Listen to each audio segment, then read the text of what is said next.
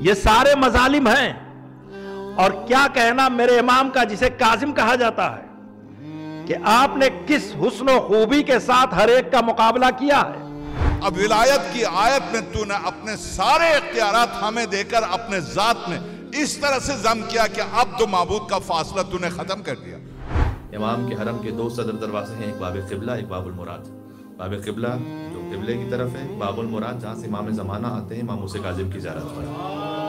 پروردگار عالم فرما رہا ہے کہ جلدی کرو، سبقت لے جاؤ، کوشش کرو اس جنت کی طرف اور اپنے رب کی طرف جو اس نے جس کا عرض سماوات اور ارضون سے، زمین اور آسمانوں سے بڑھ کے ہے.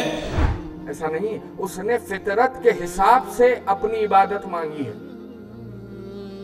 وہ اللہ ہے، وہ رحیم ہے، وہ آپ پر جبرن آپ سے عبادت لینے والا نہیں ہے. وہ جانتا ہے اچھا اس میں بھی ہمارا ہی فائدہ